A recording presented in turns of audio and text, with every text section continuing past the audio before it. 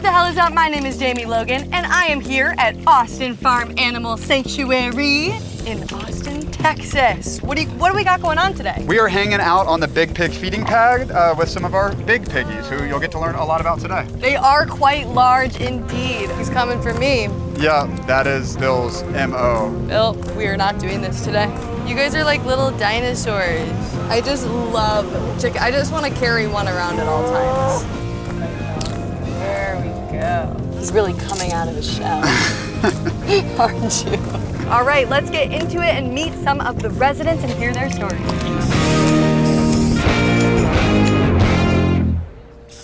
So how many animals and what's the breakdown? So right now we care for 230 animals. The breakdown's probably like 120 birds between chickens, ducks. We also have a guinea, fowl, peacock, and turkey. And then everybody else, I think it's 35 cows, about 35 goats, about 35 pigs, and that's kind of like the mix. And then a donkey and a mini donkey and mini mule. Whoa! So this is Goya. This is the very first pig we rescued. He was rescued from FFA, the inspiration for the sanctuary. Wally's a really interesting story. So he was rescued from a pig farm as a little piglet. What's really interesting is in February of last year, he actually broke his back right femur. We went out doing our typical morning checks. One of the team members reported that he was basically unable to get up. And once we did get him up, he couldn't put any weight on his back right leg. Got x-rays done in the field and they confirmed that it was broken, which basically for this large of a pig is kind of a death sentence. Luckily, we worked a lot with Texas A&M Medical School to find out options for him. They kind of did this exploratory first time ever, like femur repair surgery for him, where they used technology that they had done for horses and large dogs. And so he has a 12-inch long, 2-inch wide plate that runs on his femur, and he's like fully recovered. So wow. A part of our role as a sanctuary is obviously to provide lifelong care like that, but to also push veterinary medicine forward. Like veterinary medicine for farmed animals is a bit of a joke. The whole purpose is to productize them. So thinking about an animal with a limp, or let alone a broken femur, is not productive as far as a product goes. So they're just gonna kill them. But now we've kind of basically created a use case and a precedence where they have cared for a pig in this way, gets a little bit of mindfulness and actually pushes like vet medicine forward, period. Because now we have this like success story with Wally. And that was a year and a half ago now. So he's fully recovered. We can see one of the bigger pigs in the group and kind of holds his own. Hi, are y'all waiting for breakfast? Because we don't have it. This is Merle. We rescued Merle with his mom, Paulette, the other black cow that's back there, along with Louie and a group of other residents from Oklahoma. Wow. They were a part of a big rescue case where this rancher who had about 120 cows decided to no longer be in ranching. He kind of like had the epiphany that they were mothers and sons and daughters and like this very important family unit that he didn't want to be breaking up anymore. So we and a number of other sanctuaries, Farm Sanctuary, I'm pretty sure Gentle Barn was involved, the Zend, were able to take all of them in. And then actually Paulette and Terry were pregnant when we rescued them, and so they gave birth to their babies here, which is always a really special experience when you know that an animal's only ever kind of lived a sanctuary experience versus who knows how many babies Paulette has had taken from her in her, 10 years of life. Oh, look, he likes the scratches. Oh yeah, right on the backside of their horns is, if you think about where could they not reach with a tree, that's the zone. Buddy. This is Buddy, so he's blind. Was he born blind or? He was born blind at a goat meat farm and was surrendered to us at about 4 weeks old. So Buddy and I have a pretty special relationship because he was, I bottle fed him most of his bottles in like the early days. So yeah, and then once we rescued him, a lot of the individuals that we rescue come from situations where they're either blind or deaf or somehow injured or get sick, because that's the only reason a farmer would really separate with their quote-unquote property, because it's non-viable to give away animals, so they have to have some sort of like quote-unquote defect. So he would have been killed for meat. Mm-hmm. But I'm curious, like, they still kill blind goats sometimes, right? For sure. There's somebody who would have probably at that property, if it was a larger farm, probably would have killed him when he was a baby because he was requiring to be bottle fed. He wasn't keeping up with his mom, so they would have killed him then, and he would have just been discarded as trash. Or they might have put in the effort to like put on some weight and then kill him at a year old. Unbelievable. But yeah, so a lot of times when they find themselves kind of in those situations of blindness or something, it can also be what frees them. It allows for them to be like individualized. You build a little bit more empathy, not just all the goats in the herd, but this specific goat that's showing this particular need then gets seen and kind of considered a little bit more by these farmers. Right. Because you know what it is? It's like, I feel that people just see them as a number, and then Exactly. it's like, by him being blind, he was able here, to now bud. be seen as a individual. Exactly. This is Bill. He was probably hit by a car. We don't really know. We worked at the dog rescue. They got him surgery on his leg, and he only has 3 legs, so he's missing his back right leg. He was found in San Antonio with his leg severely damaged, so they think he probably got out of a farm and then was hit by a car. And he is the naughtiest and rowdiest of the group. Uh-oh, Usually he's coming comes for in. me. What's that? He's coming for me. Yeah, that is Bill's MO. Bill, we are not doing this today. Luckily, he is. He's slow. He's like a lovable, rowdy guy. He'll like scratch his head on you and stuff, not headbutt.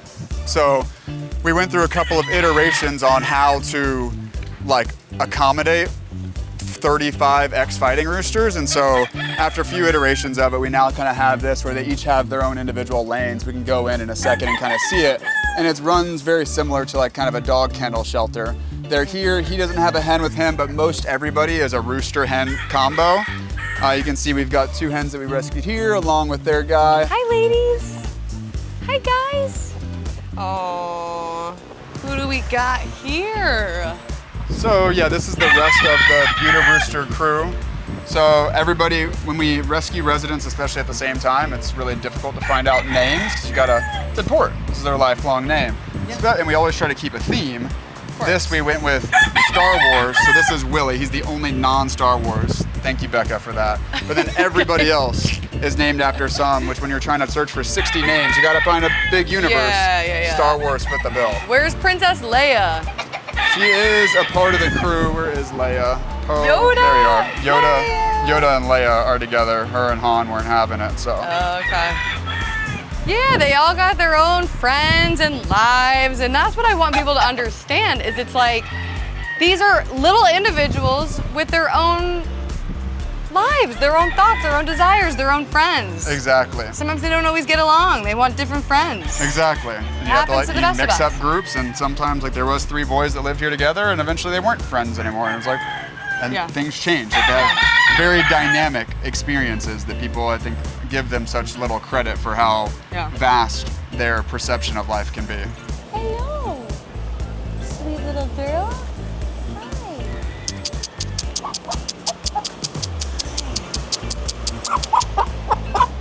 So these birds typically would be raised in what, like broiler sheds? Exactly. For till 6 weeks or 40 days, and then killed. And that's how old they are when they're taken to Coporos as well. I mean, they're so little when we rescue them from Coporos, and then they just grow so fast. I know, it's really wild. I mean, when they're 6 weeks old, they're still already like the size of most of our like 6-month or year-old rescues we'll take in around the same time from like eggs. Just, I mean, they're bigger than all the roosters that you just met, and those roosters are 4 or 5 years old compared to these girls that are not even a year. Can I help you? You're like standing right by my phone. How old do they live till usually? Our oldest rescues from Coporos are now 5 as of basically this week, and that's pretty old for those types of chickens versus otherwise, you know, probably most I would imagine live to be 3 years old. I'd have to ask other sanctuaries, like that's kind of like the upper end. But a lot of them pass away around year 2 just because they've gotten so big for their bodies. Their feet start to give out or their health is just kind of in decline. So sad. I mean, these girls look really healthy though. Yeah. Like, they look like they're doing pretty good. Yeah, they get 2 square meals a day versus all of the other bird residents just have free access to food just because they will engorge themselves and eat as much as their heart desires. So I feel like people don't realize chickens are kind of like cats in a way, because They purr. They kind of like to do their own thing, but some of them are super friendly. Like they want cuddles. Some are super friendly. Some are a little like naughty. Yep. Yeah. Some are naughty. Some are naughty. Some are naughty. Who's the naughty one here? And there's 3 more girls, the ones that we rescued from the 2019 Kaporos that live kind of down the hill next to the main group. Robin in that group was definitely the naughty one.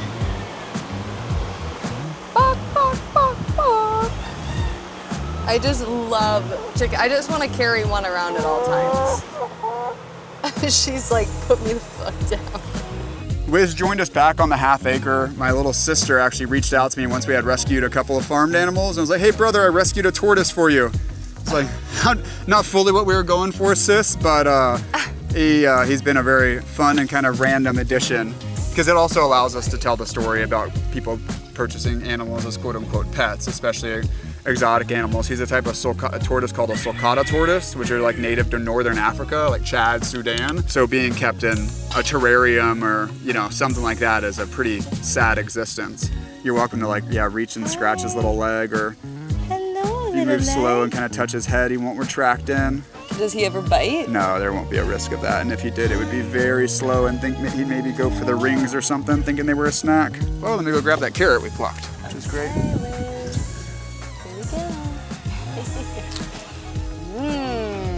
He's really coming out of his shell. Aren't you? How heavy is he? 60 pounds now. 60 pounds? Yeah, and he's only 9 years old. He's still a youngin'. He'll live to be hopefully 100. Yeah, the going joke around the sanctuary is that both the sanctuary and Whiz will be in my will to our now 2-year-old son, because he's the only one that's going to be around to make sure we care for Whiz. But even in 100 years, I mean, that's a long time. Exactly. There's a distance he's got. So hopefully he's got 92 left to go. What's the secret to longevity, Whiz?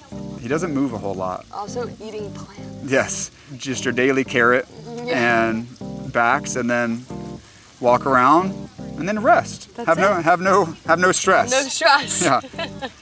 So with the shell, how does it work with tortoises? Like as they grow, the shell also grows? So you kind of see these lines here. Yeah. That's almost like trees. They kind of, I'm pretty, like they basically grow from here. I'm pretty sure, like plate tectonics, like kind of just like it's amazing. Shifting around. And so yeah, when we like take him to the vet, one of the things that they evaluate for to like see how his checkups are is how like pyramided or conal these things are. You don't want them to be like super extreme. It means that they're not getting a certain like amount of nutrients. So he's kind of got like the right bumpiness apparently. Wow. Woo, what a day it has been, getting to meet all these incredible individuals, hearing their stories, playing with them, feeding them. Thank you so much. Yeah, thanks for coming out, for capturing the special moments and existing in the life that is sanctuary. I know you have existed in a lot harder spaces so many times, so thanks for being here. Definitely, this is so therapeutic. If you guys have not been to an animal sanctuary yet, please get your booty over to one. It's healing. It's to see them thrive at places like this this is why we do what we do, right? So thanks so much for watching. I'm at It's Jamie's Corner. And we are at Austin Farm Sanctuary. Chris Fullerwig here. Go follow Chris, and you will love some of the content that he's putting out. It warms my heart, and I'm so grateful for you guys watching. And until next time, bye.